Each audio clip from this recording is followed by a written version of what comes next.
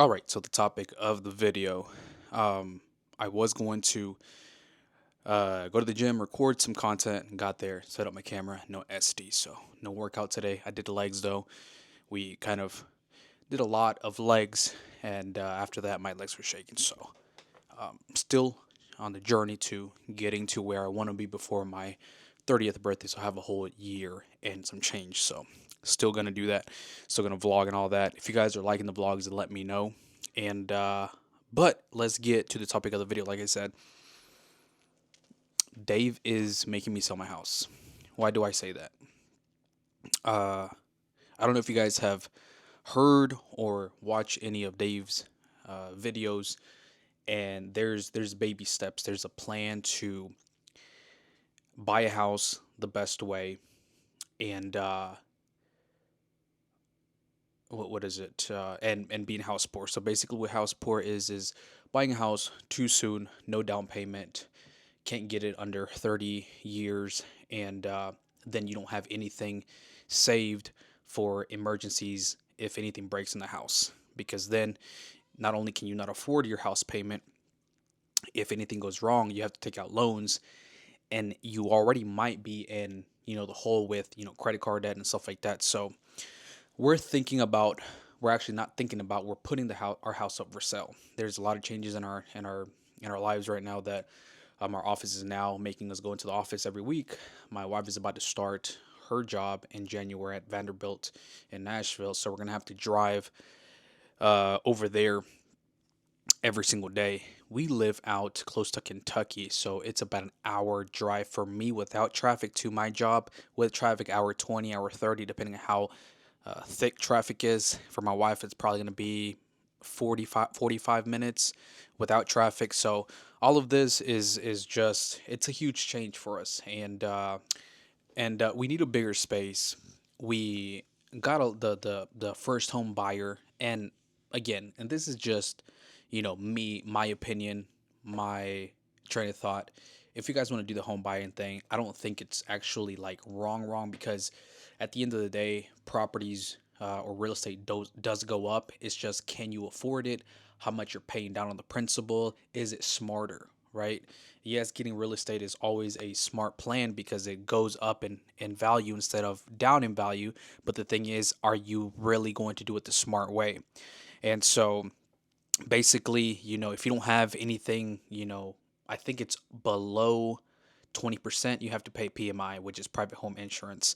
And you guys could do all the research on your own, but basically, um, if it sounds too good to be true, there's a reason why. If you have a bigger down payment, more of your actual mortgage is going to your principal, and the other way around, if you don't have any down payment, a lot of that is going to interest, PMI, and this it's just it feels like you're filling up a bucket with water but with holes in the bucket.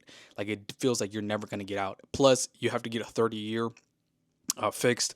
I did get a good interest rate. I did get it at 5 when it before it went up, so I did get a good interest rate. But the property taxes go up as well. People don't tell you that. So I started at 1620. I'm now close to 1900. So it in the last 2 years it's gone up by about $400. And if you have a family and inflation and all these things, it's $400 is a lot, okay? And our house is not even 1,000 square feet. So basically, what I want to do is kind of hit that reset button, and I'm praying for it. I'm praying for it. It's God's will if we sell it or not. If we continue, I mean, I'm not gonna take a huge loss or come out of pocket if. Well, we'll have to see the numbers, because at the end of the day, I think we'll be saving a lot more moving closer to Nashville with gas, daycare, and stuff like that. Because we want my mom to watch over our daughter while we start to, to go into the office again. So, obviously, we will give her something, but it's not going to be where it's some daycares are charging anywhere from 3, 4, $500 per week, and I mean that's just crazy. Salute to the parents that don't have anybody that can take care of their kids and they have to do daycare, man.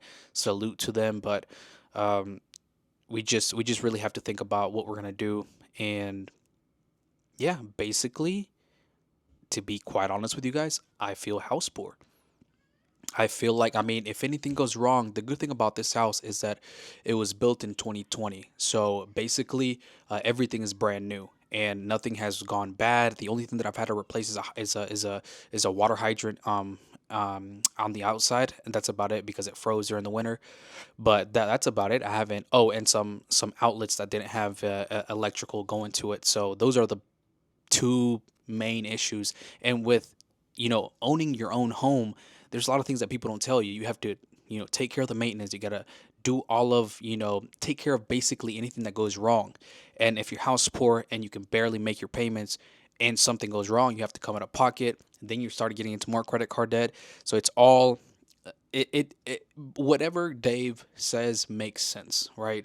And like I said, not everybody agrees with it. Some people like to buy real estate and have other people, pay that, which is smart, but I'm just not that risk kind of guy.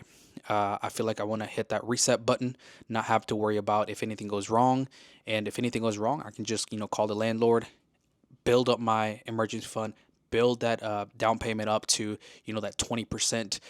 Does it seem impossible? Yes. I honestly don't think we can ever get a 20% down payment, especially the house pricing going up to, a good house with 3 bedrooms around this area. It's minimum 300,000 minimum.